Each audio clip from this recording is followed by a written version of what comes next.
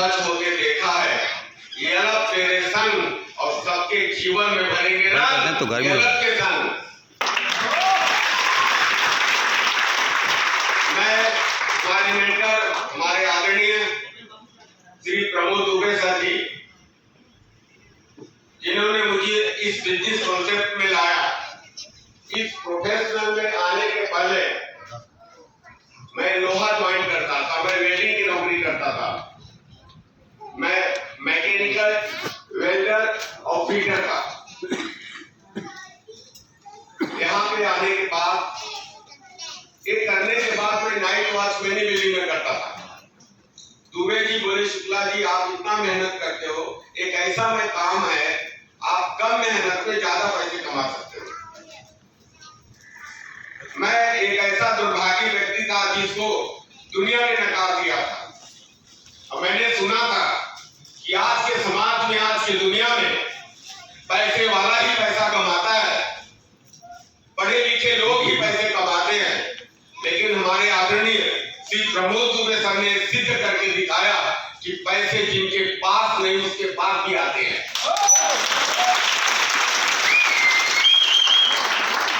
मैं एक ऐसा पत्थर था जिसको दुनिया ने ठोकर मार के जाती थी। जैसे एक मूर्तिकार था, एक पत्थर निकाल करके उसको छीने हथौड़े से मारने लगा और वो पत्थर रोने लगा। बोला मुझे मत मारो, बहुत दर्द हो रहा है। तो मूर्तिकार को दया आई और वो पत्थर वहीं पे रख दिया। फिर मूर्तिकार ने दूसरा पत्थर निकाला, छीनी हथौड़ी मारते मारते एक मूर्ति तैयार हो गई। और मूर्ति तैयार होने के बाद उस मूर्ति को मंदिर में स्थापित किया गया। जो पत्थर रो रहा था मुझे मत मारो, वो मंदिर के आगे नंदी बैल के बगल में वो पत्थर रख दिया गया था। तो आप जैसे जितने श्रद्धालु भक्तगण थे, मंदिर में पूजा करके परिक्रमा करके जब गोल गोल घूम के आते थे, जो पत्थर बोला था मुझे मत मारो, दर्द हो रहा है, सभी लोग उसके सिर पे नारियल पका पक मारते थे और पत्थर रोने लगा।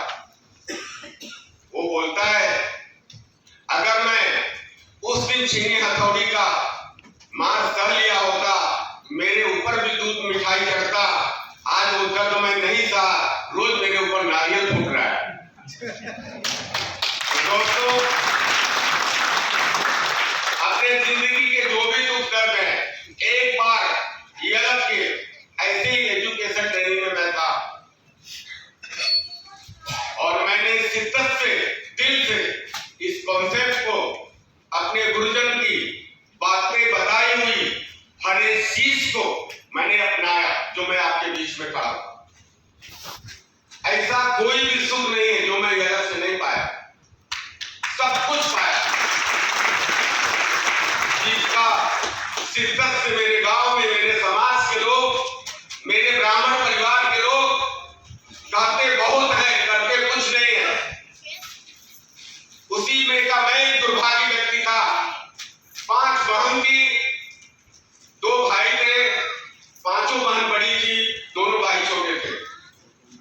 और 1975 में मेरे पिताजी पागल हो गए और जब मैं 9th क्लास एजुकेशन में गया, घर के हालात एकदम बिगड़ चुके थे। सुबह मिले तो शाम को क्या और शाम को मिले तो सुबह क्या। इसलिए मुझे पढ़ने के लिए मेरे बुआ के घर में भेजा गया और फिर वहां से आने के बाद घर के हालात अच्छे नहीं थे। और फिर मुंबई को मैंने रुख किया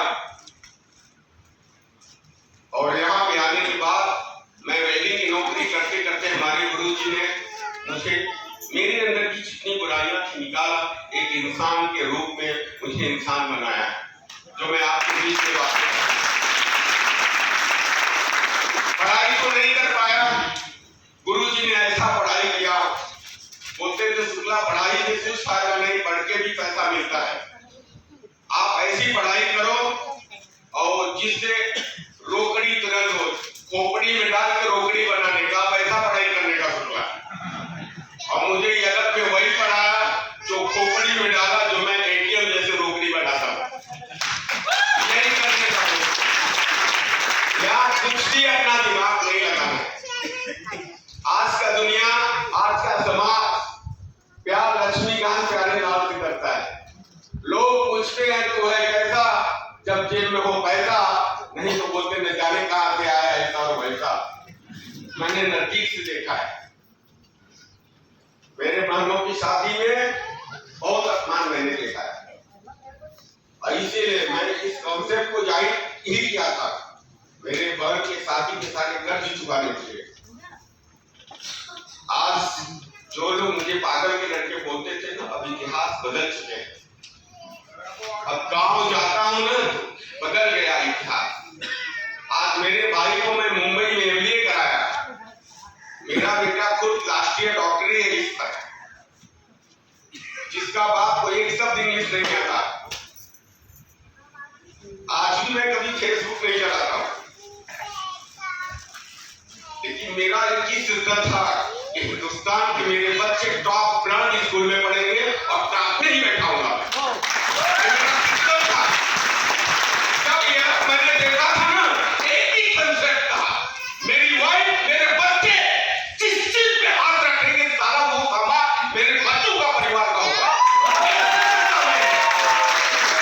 मेरा एक ही सिद्धांत था, काउंटर पे मैं बैठेगा, तू स्वामी का सामान जो चाहिए ले। एक सिद्धांत मैंने यहां बताया। लोग होटलों में जाते हैं तो राइट से पढ़ते हैं मेनू कार्ड, ऐसा लो यलप में एक ही सिद्धांत बैठा है, किसी भी होटल में बैठूंगा तो जो पसंद आएगा ऑर्डर हो जाएगा, ऐसा लो।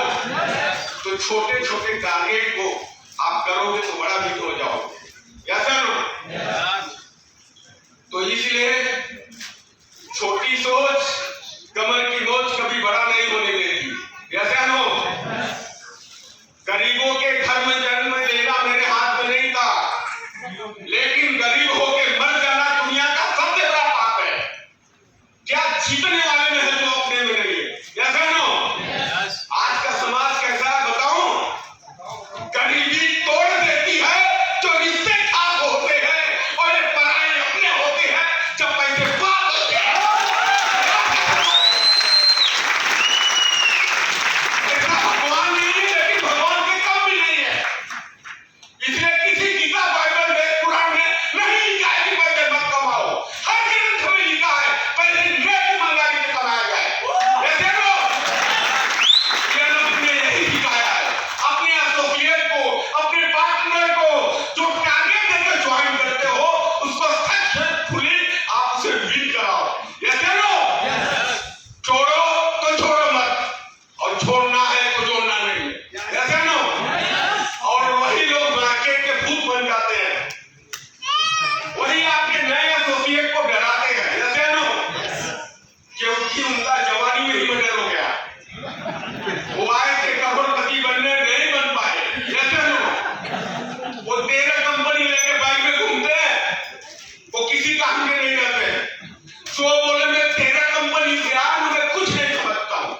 अगर तेरे में दम होता तो वही करोड़पति बनता है, ऐसे नो। तो शिद्दत से काम करो, क्योंकि यलप के लोग का एक ही नारा है कि लगा तो आग पानी में, सवानी उसी को कहते हैं। हम सभी लोग बनेंगे करोड़पति, यलप में पठानी उसी को कहते हैं।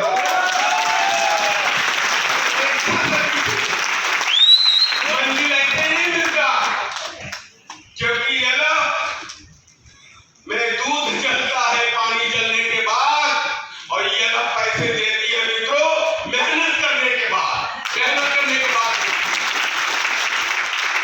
और यलप के लोग जो दुबे जी की कल मीटिंग सुन करके एक ही लक्ष्य बनाए कि लगा दो